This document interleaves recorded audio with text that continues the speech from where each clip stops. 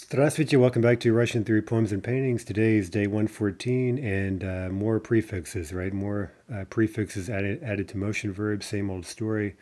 So let's dive right in with a painting called Oi Теперь, meaning the thaw.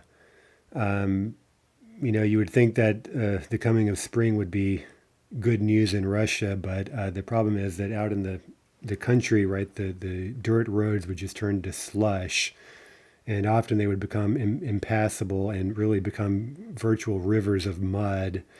And we get a sense of that here, right? Вот теперь это время года, когда зима заканчивается и снег тает. So the thaw, вот теперь, is the time of year when winter is ending and the snow is melting. Можно подумать, что это радостная пора, right? One might think that this is a happy time.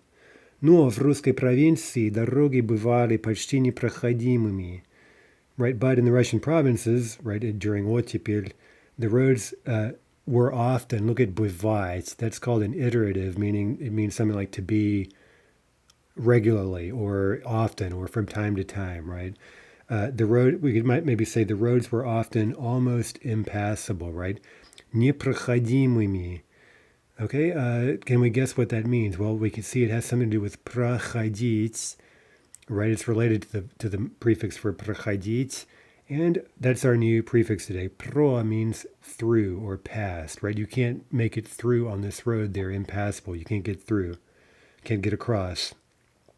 Как говорится, в России две беды, дураки и дороги, right? There's a common little chicken and egg type thing, right? There are two misfortunes in Russia, idiots and roads, right? So ask yourself, what came first, right? The idiots or the roads? Well, the idiots because they built the roads, right? But how did the idiots get there without roads? Okay, so it's just kind of a silly joke. Okay, so let's take pro. Okay, this is probably our most complicated prefix in the sense of what follows it, right? The meaning is very clear, right? It means basically past or through, but then it can be followed by any number of things. It can be followed simply by the accusative, like to pass something in the accusative. It can be followed by mima, which takes the genitive, and mima also means past. Через, meaning through or across, plus the accusative. Skvoz, plus the accusative, and that's a fairly particular meaning. It means through something that's offering resistance, right? So one example I often give is to push through a crowd or something, or you're trying to make your way through a crowd and you're facing resistance, right? And you're having to jostle to get through. In that instance, you would get skvoz. And finally, a very specific example, when you're asking directions, you'll often hear pro, and that'll be followed by v or k. Think of it as two variations on a kuda expression, right? How do I get to a location using v plus accusative, or how do I proceed toward the location? Maybe we could think of it that way. Okay, so most of these are kind of specific, and so if you want just sort of your all-purpose default phrase to follow up a proverb with, that would probably be mima. That's probably the most common one. So let's watch the examples today, and here are 5 already with each variant. Мы проехали нашу остановку. We've driven past our stop, right? So there, остановка is basically just the direct object, right? Well, it is the direct object of the verb in the accusative. Let's use мимо. Официант прошел мимо нашего стола. The waiter walked past our table, right? So this is somewhat redundant in the sense that it's like he walked past our table, right? The mima also inherently means past. And again, that's probably the most common way to use a proverb. Okay, but let's see. Let's use через, right? Here we're making our way through something. По дороге домой мы прошли через лес. Right, on the way home, we walked through the woods. Now, that's just sort of your neutral word for through, right? You're not fighting your way through the forest. It's not offering any real resistance. But let's look at сквозь. Было невозможно пройти сквозь толпу, right? It was impossible to make one's way through the crowd, right? And perfective, right? To do that successfully was impossible. Okay, here's one way to ask directions, right? Извините, а вы не подскажете, как нам пройти к театру или в театр, right? You could say either. And that's kind of a little formula, again, for very specific for asking directions. It's quite common. We'll learn other ways to do that are a little bit simpler. Namely, we'll use the verb добраться, right? How do I get somewhere? And you'll follow that up always with до plus the genitive, right? So there are other ways to say this, but here it's included kind of for reference. Of course, you can learn it if you want to, but it's kind of specific. Okay.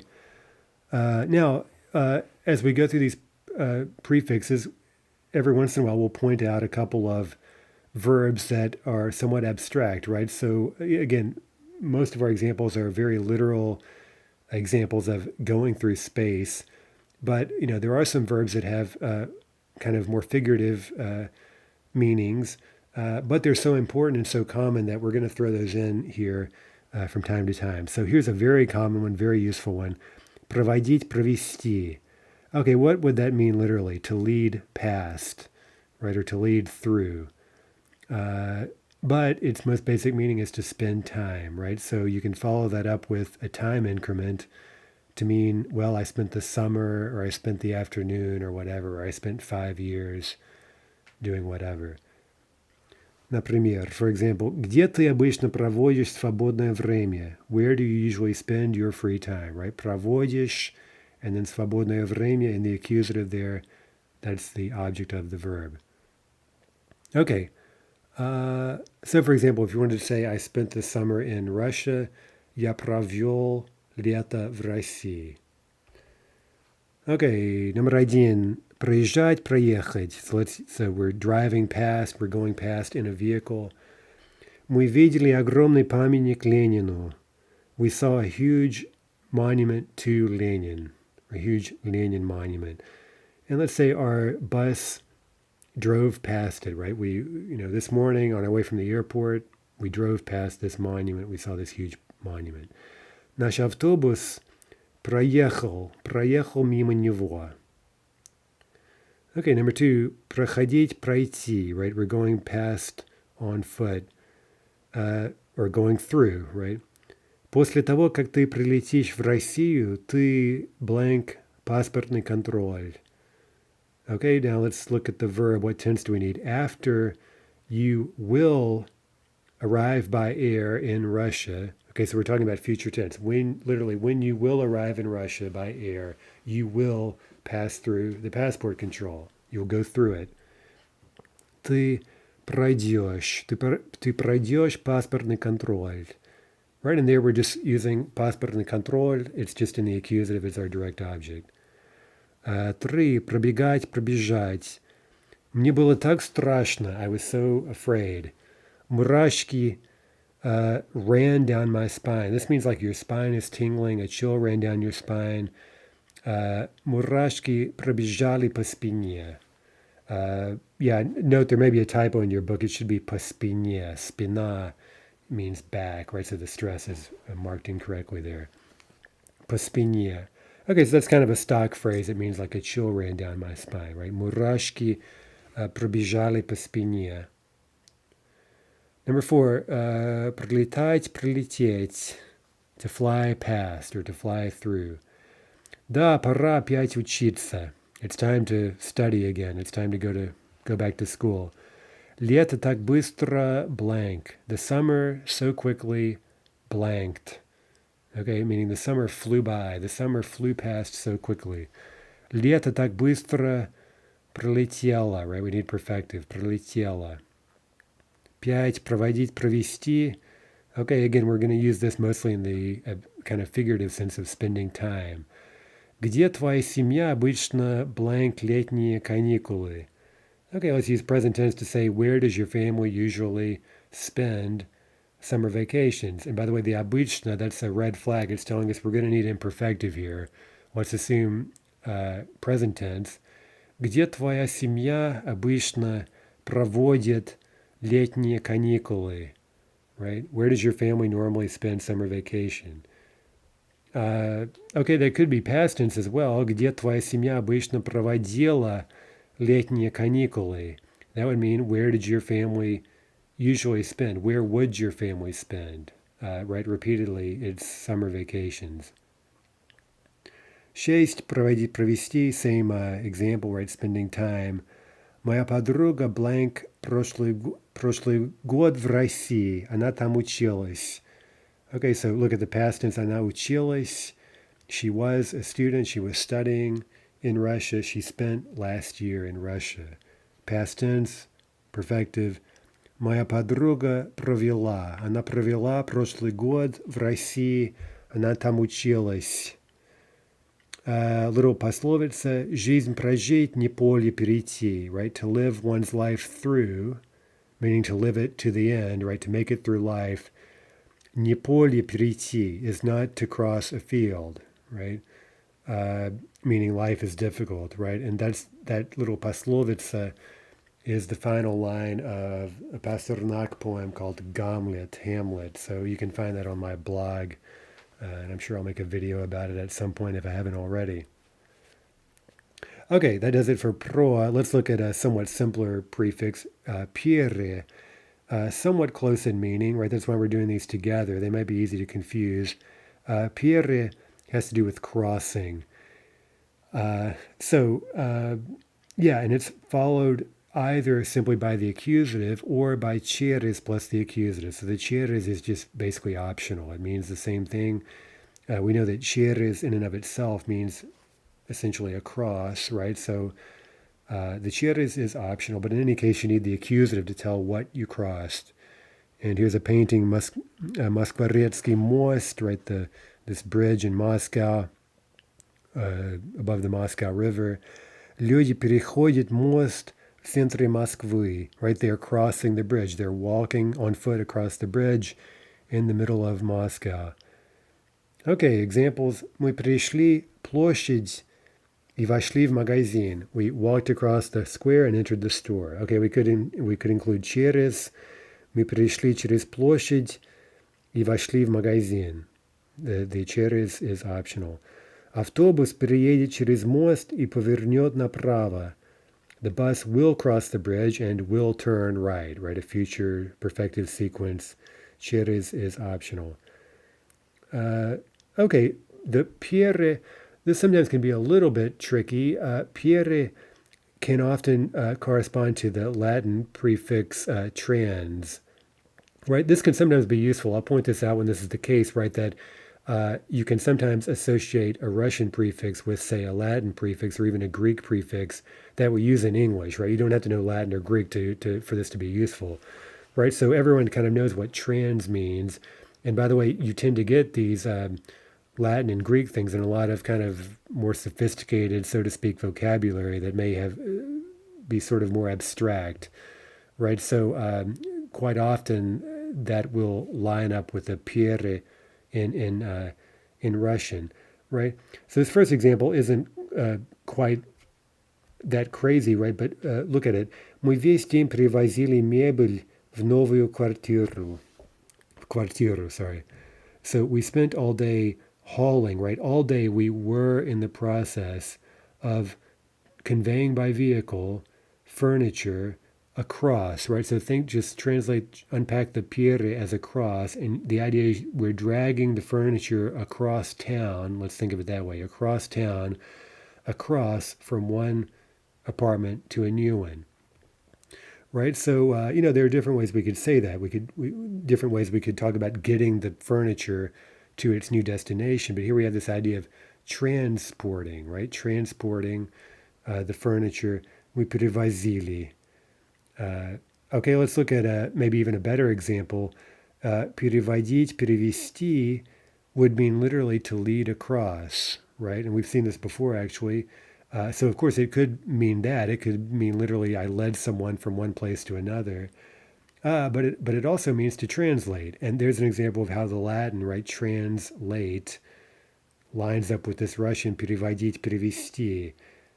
So to translate in Russian, we're literally leading a text from one language to another in the same way that translate means the same thing essentially. We're carrying a text from one language to another. We're translating it, right? What's the Latin verb? Ferro, ferre, tuli, latum, I believe, are the four principal parts, which I remember from back in when I was a little 13-year-old learning Latin, right? And they made us drill the principal parts of Latin verbs, right? So when you're complaining about learning aspectual pairs, remember you could be learning Latin and learning basically four principal parts for every verb. Uh, okay, so anyway, она перевела роман с русского на английский. She translated a novel from Russian into English. And note that with translating, or with languages generally, we treat languages as non-nouns, right? So from the Russian language, с русского на английский. We could almost imagine it literally from off of Russian onto English, right? If we think of it as a flat surface, if that helps, right? Anyway, but no matter how you imagine it, right, languages are non-nouns usually.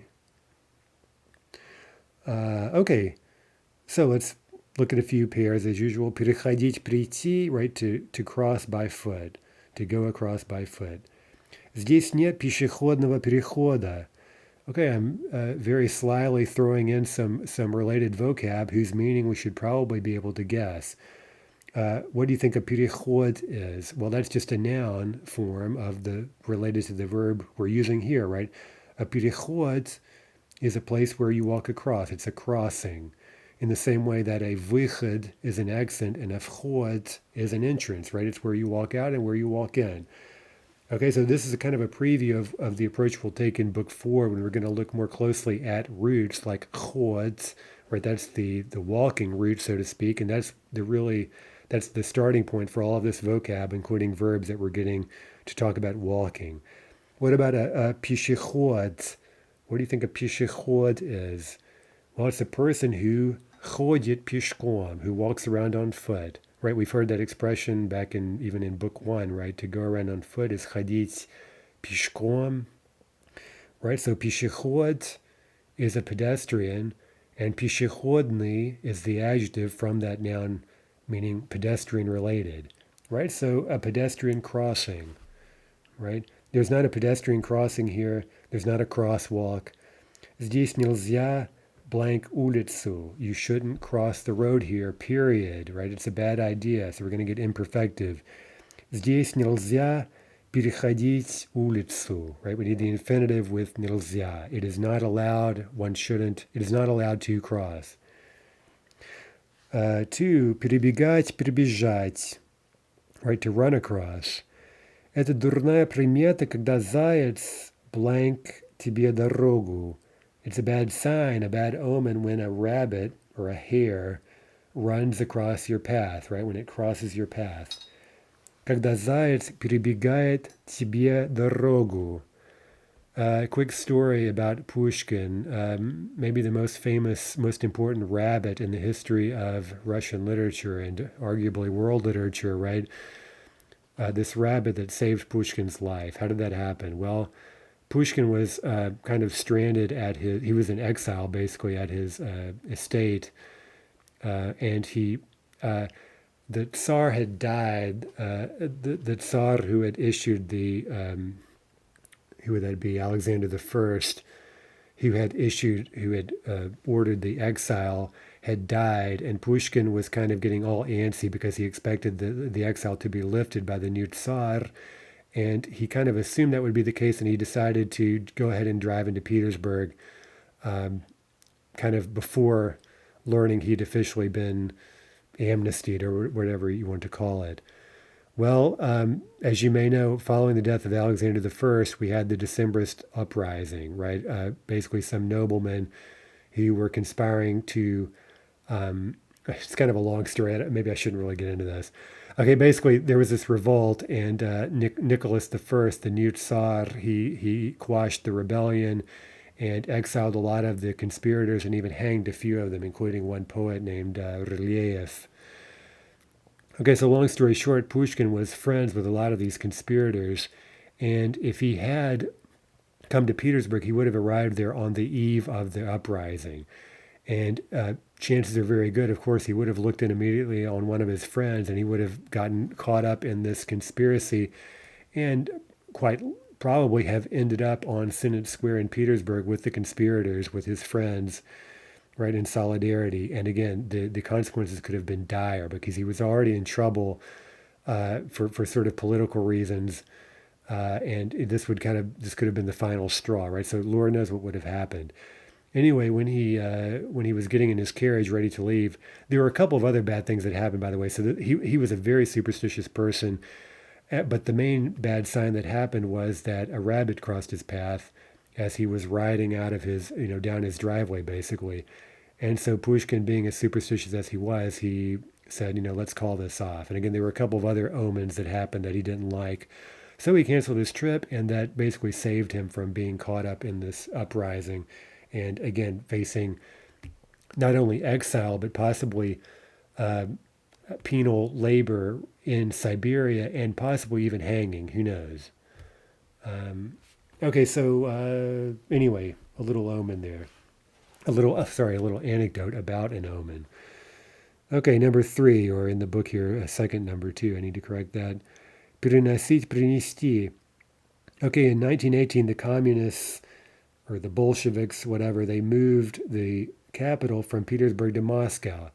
Okay, so again, this idea of, I don't know, a transition, right? They're transferring, they're moving the capital. Or let's put this in the past tense. В 1918 году коммунисты перенесли, right, past tense, они перенесли столицу из Петербурга в Москву. Okay, number 4 should be переводить, привести. Here's the translation verb. Он переводчик. He's a translator. Okay, there's a noun that's clearly related to this verb переводить. By the way, the word for a translation is перевод. Перевод. Okay, let's say he translates text from English to Russian. Он переводит тексты с английского на русский. Он переводит тексты. And again, note how we're using the languages as non-nouns, right? С английского, from English, на русский, on to Russian, so to speak.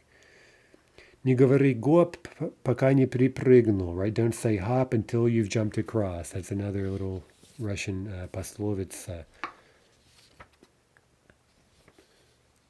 Okay, let's take the next one, до. This has to do with reaching a destination. Now, we already learned при, and we learned pri as sort of our default prefix for arrival. So here's a more kind of emphatic, more specific arrival prefix, meaning reaching a destination, often after a long journey or a lot of effort, right? And finally, we made it. We reached our destination. We attained our goal. That's going to be до. And here, again, here's another example of where we repeat the prefix as a preposition, до plus the genitive. So, for example, бензин кончается. The gas is running out. Не знаю уже, доедем ли мы до Москвы.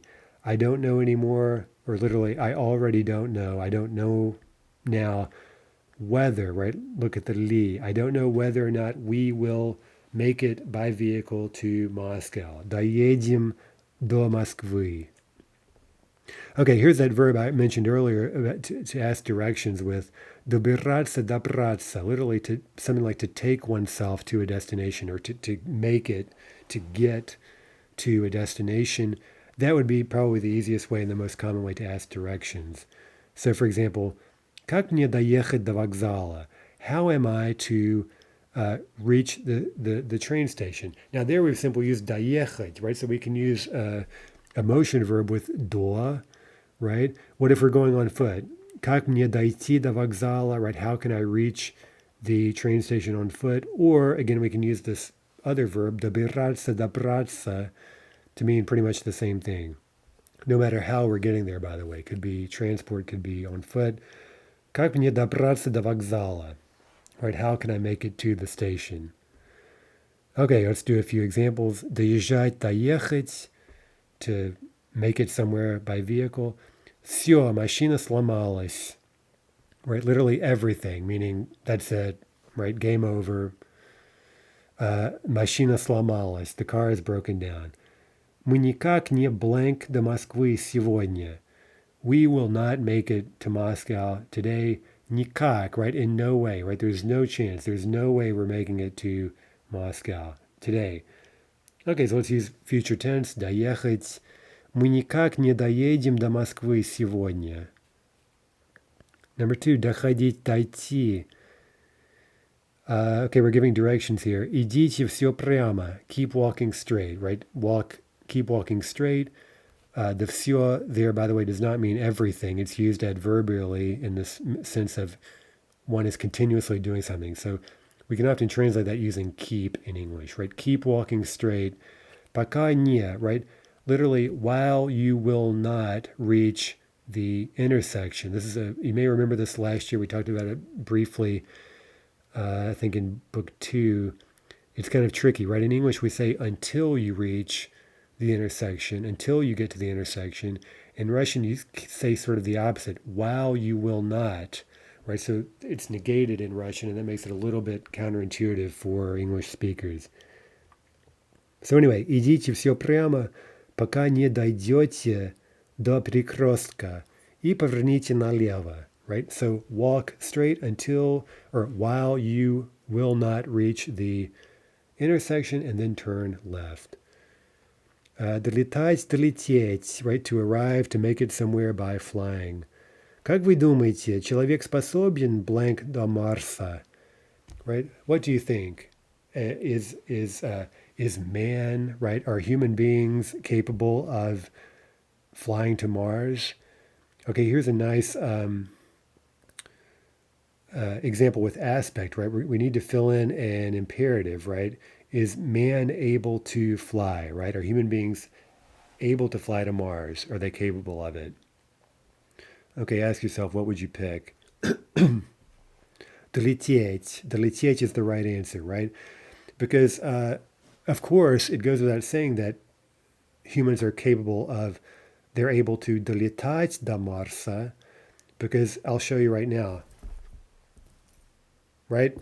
Okay, rather silly, right? I can flap my arms around like a bird. That's already долетать, right? In the sense of I'm trying to fly to Mars. I'm in the process of flying to Mars, but I'm not getting very far, right? Okay, so the point is, if we're asking whether or not people are able to fly to Mars, it's perfective, it's the accomplishment.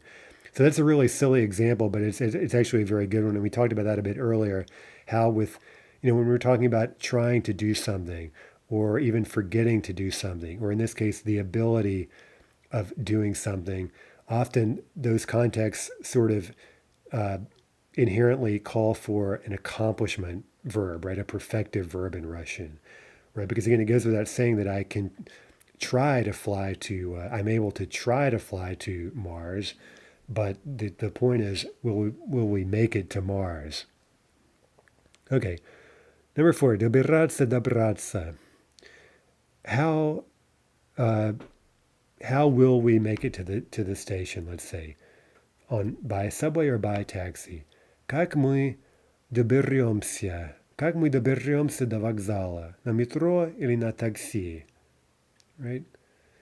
Okay, язык до Киева доведет. Your tongue will lead you all the way to Kiev, meaning if you're a fast talker, you can make it to the Big Apple, the big city, Kiev.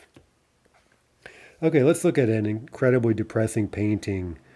I'm not sure we've discussed this yet, but a lot of the paintings in this book are kind of depressing. They're 19th century realist paintings, and a lot of artists back then, not all, but a lot of them wanted to depict social injustice in their paintings in a way that would be shocking, right? To sort of shock these bourgeois viewers or whatever out of their complacency, or noble viewers as well, right? In order to do something to help the poor and the peasants and the workers or whatever it may be, and especially children, right? So here we see a painting called the Troika.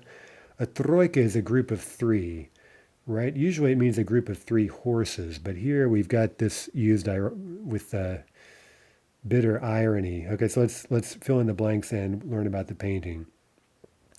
Troika – это 3 лошади, которые blank. So a troika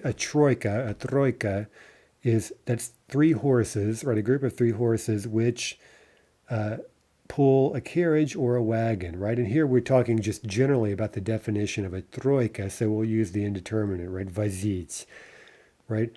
Которые это три лошади, которые возят карету или телегу, right? They haul around a carriage or a wagon. Okay? А тройка в этой картине это дети, которые blank воду зимой в ужасный холод. Right? But the troika in this painting, right? Obviously it's not horses. Instead we see children who are underway hauling or pulling water homeward in terrible cold, right? You see the water, the vat of water back there, the barrel it's already frozen over, right? А тройка в этой картине это дети, которые везут, right? Везут. They're hauling by vehicle water and they're underway, right? We're describing what we're seeing here in the painting. Okay, number 3, what will be with them, right? Что будет с ними? What will happen to them? How will they end? Okay, so we're going to ask, will they successfully haul the water to its destination, right? And again, we see the struggle, right? So if we're going to talk about them reaching their destination, that's probably going to be do, right? And by the way, with deliveries generally, you use a do prefix, right? Because again, the point is getting whatever to its destination. Okay, so let's say, will they haul the water to the destination? Довезут ли они воду до цели? Доживут ли они до весны? Right? Now there's the do with another verb, a non-motion verb. Дожить means, will you live your way to spring in this case, right? Will you live long enough to see spring, right? Life is difficult. It's kind of a struggle, and you're trying to make it to spring, to live to spring. Доживут ли до весны? Okay, by the way, there is another verb for pulling, and we'll learn that in a couple of days. Okay, let's talk quickly about the prefix na. That's a prefix that's used in a variety of instances, but in terms of motion verbs, it's not really something we're adding to all these different base pairs. We really only have one pair we're using, and that's the motion by foot verb. And we know from last year that находить, найти means to come upon something, meaning you're walking and you happen upon something, and then that came to mean finding generally, right? So находить, найти, we usually think of as simply meaning to find. And then we can add the reflexive particle and get a little verb, very useful, very common, meaning to be found or to be located, right? Находиться, найтись. Например, я нашел свои очки под диваном. I found my glasses where? Underneath the sofa. Под диваном. Instrumental. Где находится вокзал? Where is the train station located? Where is it found? Как туда добраться, right? How can I make it there? How can I get there? Okay, so just a little note. We know this verb already, but we're just throwing that in there. But again, we're not using na right now. It's a kind of systematic prefix we're adding just to any verb, right? It's rather more limited than these others. Okay, we'll talk more about how we can use na when we get to book 4. Okay, one more today, ob. Ob means going around, basically. So going around, let's see, and it basically takes the accusative, right? So you walk around something, you circle something, or you avoid something. So we could think of ob as literally going around, or going around something in the sense of avoiding it, like you drive around it and you go on your way, right? Например, автобус объехал храм. The tour bus circled the cathedral. It drove around the cathedral. The tourists took pictures and into the story, right? We could also say вокруг храма, right? Around. Вокруг also means around, so we could add that as well. Водитель объезжал ямы в дороге. Okay, there's an imperfective. He was driving around potholes in the sense of he was avoiding potholes. Or we could even say he was trying to avoid the potholes, right, to capture imperfective of attempt. Okay, this can also mean to sort of make the rounds, right? That's another common use in the sense that, we went to every last store in town. We made the rounds. We walked around all day going from one store to another. So, for example, мы обошли все магазины в городе, но новый телефон так и не нашли. Right? We обошли. We circled. We went to every store in town. but we didn't find the phone. Okay, let's add a few verbs here. Fill in the blanks. Обходить, обойти means to walk around or make the rounds. The waitress blanked all the tables and again went out. She walked out from the hall, from the room. Okay, so we have a past tense perfective sequence. Официантка обошла все столы и опять вышла из зала. Okay, обошла все столы, she walked all the tables, and then she walked back out of the room. Number 2, облетать, облететь, to fly around, right, to fly in circles. What do спутники do? What do satellites do? Что делают спутники? Спутники облетают Землю, right? And we're using the imperfective because we're just describing generally what satellites do. Спутники облетают Землю. By the way, the word Sputnik, everyone knows the famous Sputnik, right? The satellite the Soviets launched and caused a near panic in the West, especially in the U.S. That word Sputnik just means someone you share a put with. So it's basically like a fellow traveler, right? It can even mean a person that you share the path with, or it can mean a satellite like the moon, right, which shares a path with the Earth, right? So anything orbiting the Earth shares a path with it, so to speak. Okay, finally, объезжать, объехать. Let's say the taxi drove around the hotel 3 times before it found a parking spot. Такси 3 раза объехало neuter гостиницу, прежде чем найти парковку. Okay, here's a thing with aspect that we didn't really mention specifically. Maybe I should add a footnote somewhere. Well, we have here 3 раза, so something happened 3 times. Okay, so that's repeatedly, right? So in that instance, we could always use объезжать, but sometimes if we think of something as happening very discreetly, kind of very compactly, like 3 times, bam, bam, bam. For example, knocking 3 times, right? Стукнул 3 раза. I knocked 3 times. You know, we think of it kind of very cleanly, very specifically, and also a limited number of times, right? So it doesn't really blow up into this kind of ongoing repetition where we sort of lose count of the instances we're doing something. Okay, so in instances like that, you can use the perfective, right? And that's probably what we'd say here, since it's just 3 times, right? Такси 3 раза объехало гостиницу, прежде чем найти парковку.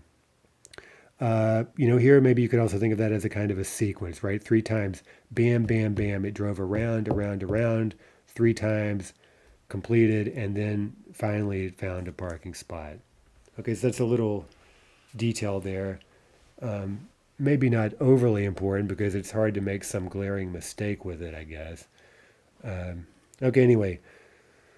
Он ахнуть не успел, как на него медведь насел. He didn't have time to say ach when the bear sat on him. Okay, it's a little saying meaning, something really bad happened all of a sudden and he was so taken by surprise he didn't even have time to react. Okay, let's look at another painting with a pasechnik, right? A pasechnik is someone who tends a paseka, meaning an apiary. So a bit of vocab. Pchela is a bee, mjod is honey, and ulye is a hive. And I picked this because I just thought of an example and because I've translated a number of books about beekeeping. So I'm right in my comfort zone here. Okay, обходить means to make the rounds, right, as we mentioned. So let's see what this guy's doing. Pchelavod, okay, but there's that same vod thing, right? A pchelavod is a beekeeper. He, I guess you could say, leads bees, or he's involved in, right, in with bees. Pchelavod, это человек, который водит пчел, so to speak, right? If we unpack that in Russian just very literally, right, we could say that, right? He keeps bees. Он каждый день обходит свои ульи, right? Every day he makes the rounds. He visits all of his hives, right? You don't have to do that every day. Maybe he's kind of a busybody, but you want to check and make sure the colony hasn't died. You want to make sure it's not swarming, right? Maybe you need to capture a swarm. Maybe the queen has died and there's total chaos inside the hive. You never know, right? Okay, so he's making the rounds every day. Number two, обойти. В картине мы видим, как пчеловод читает книжку. Right? We see the beekeeper is reading a book. Он, наверное, уже blank все ульи. Right? Okay, past tense. He's probably already made the rounds today, right? And now he can sit and read his book. Он, наверное, уже обошел. Right? We keep the mobile vowel. We get шел, обошел. Он уже обошел все ульи. Three, найти. Okay, finding. По-видимому, apparently, he hasn't found any problems. Он не нашел никаких проблем. Note the genitive there after the negated verb. He didn't find any problems. He didn't detect any problems. Значит, можно немножко отдохнуть. So it's possible to rest a bit, to relax a bit. Okay, I'm just speculating there. Maybe he did find a problem and he's consulting one of my B books to figure out what the problem is, right?